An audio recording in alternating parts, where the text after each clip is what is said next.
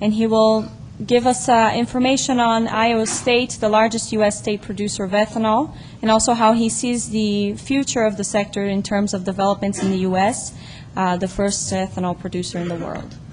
Thank you, Nayana. It's good to be here with all of you. I don't think there's a more important issue facing the world today than energy security. So we're going to need all of your input and your thoughts and ideas to help us overcome a lot of the challenges, but most importantly, embrace the opportunities that lie before us.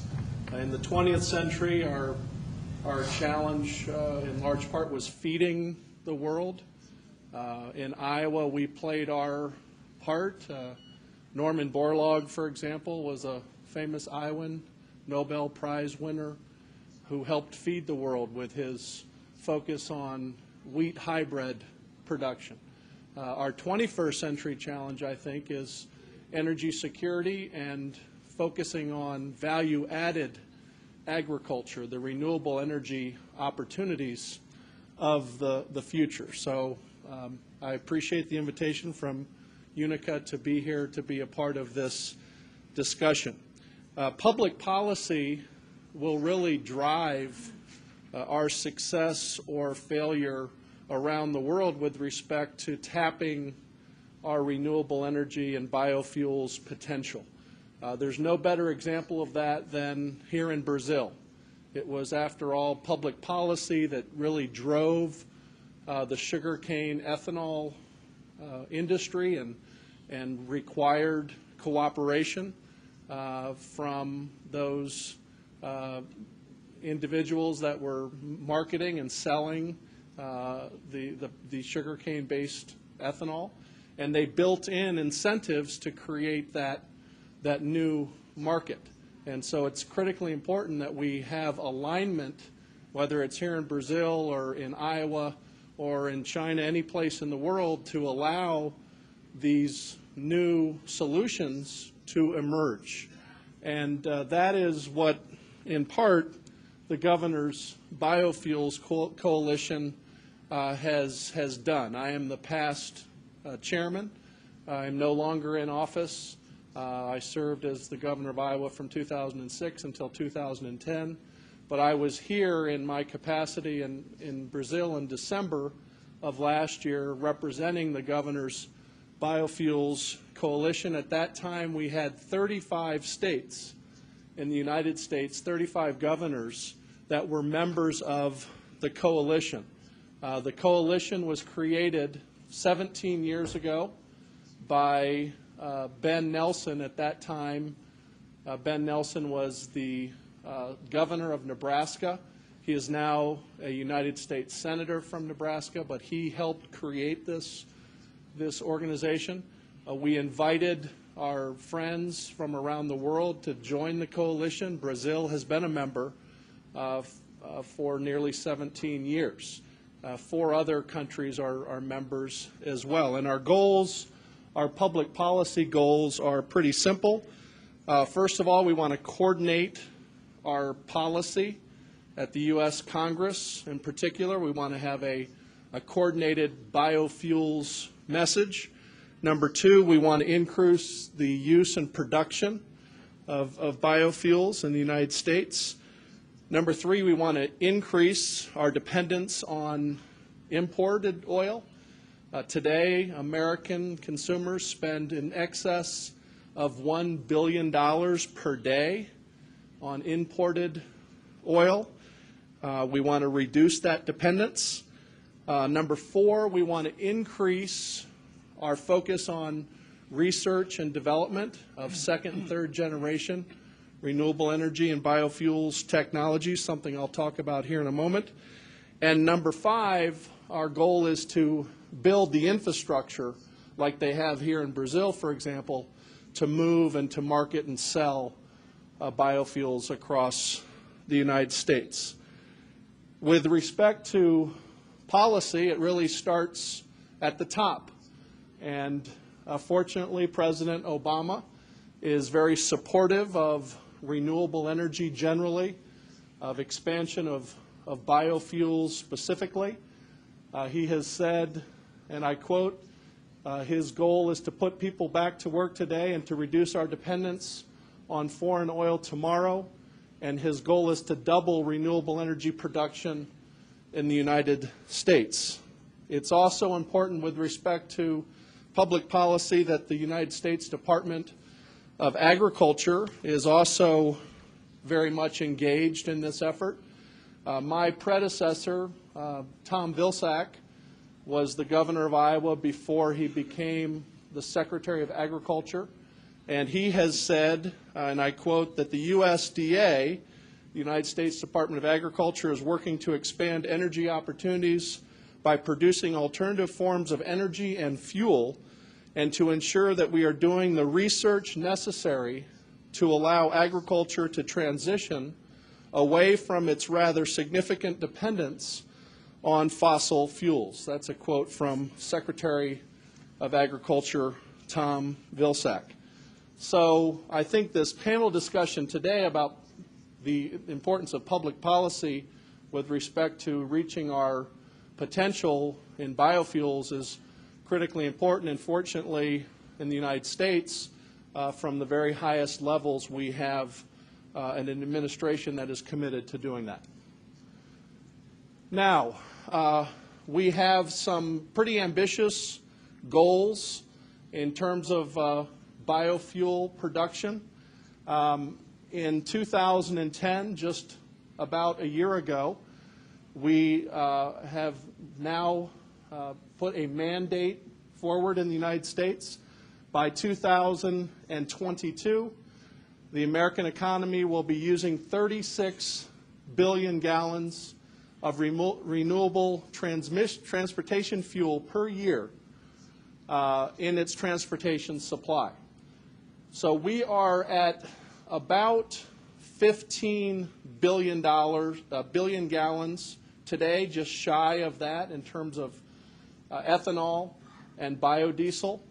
And we have a real challenge ahead of us over the next 10 years to meet this mandate. It's actually part of the Energy Independence and Security Act of 2007, but it essentially was passed and became effective on July 1st, just about a year ago. So that's another reason the Department of Agriculture and the President are so focused on reaching this ambitious goal. So where are we today in the United States? We have roughly 205 ethanol plants or refineries in the United States. In Iowa, we have 41 ethanol plants. Collectively, those 205 ethanol plants are producing just shy of 14 billion gallons per year. That is about an 800% increase over the last 10 years. So we have made significant progress. We have the capacity to produce about another 1 billion gallons of ethanol, corn-based ethanol. So that'll get us to about 15 billion gallons. For those of you interested in biodiesel, we have roughly 200 biodiesel plants in the United States. They are generating or producing about 500 million gallons of biodiesel. We have capacity to produce about another 500 million gallons. But we've come a long way, and we've had an 800% increase in biofuels generally over the last 10 years. The reason that we've made those gains is in large part because we've had good public policy at the local, the state, and the federal level, which has allowed us to have some real success in terms of expanding the amount of biofuels produced. So where do we go from here? I think that is the question. In our case in the United States, how do we help meet the mandate? We have to produce 21 billion gallons more, or 36 billion gallons total, by 2022.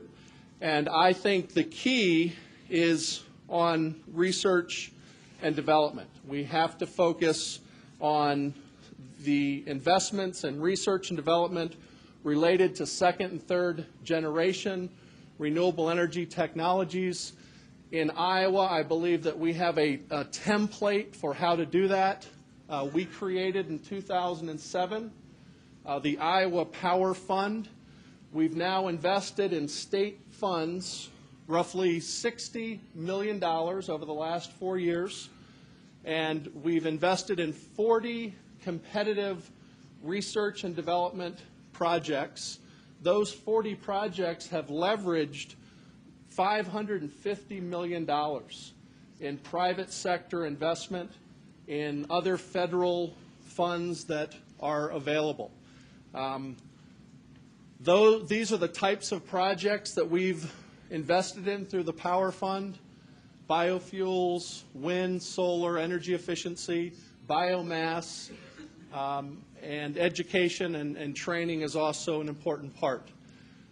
Now, quickly, one of our biggest Power Fund projects is in Emmitsburg, Iowa. It's the Poet Project Liberty project, where this could become one of the first commercially viable cellulosic ethanol plants, where we're using in northwest Iowa, in Emmitsburg, everything but the corn to create or produce ethanol.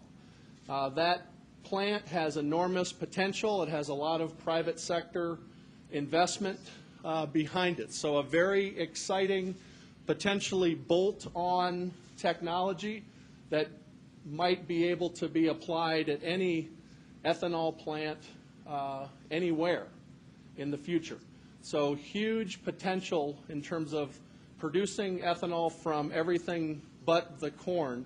And other parts of the state, we are working, for example, in southwest Iowa on an algae plant in Shenandoah, Iowa.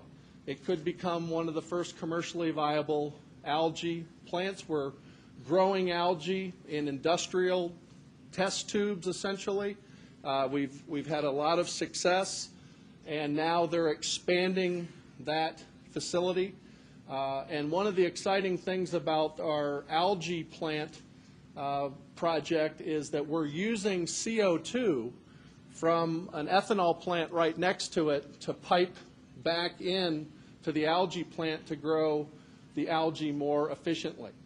That potentially is also a bolt-on technology that could be replicated. And we have a representative here from Syngest in Menlo, Iowa. They are working on a very exciting project there that will basically allow us to commercially use biomass gasification, a process that will produce nitrogen fertilizer. And just today they announced a strategic partnership with Honeywell. And so the other thing about these exciting research and development projects that are happening in the Midwest right now in Iowa is that we're bringing a lot of big international partners to the table, whether it's Honeywell or ADM or Monsanto. A lot of the large corporate interests are putting investment into these Power Fund projects as well.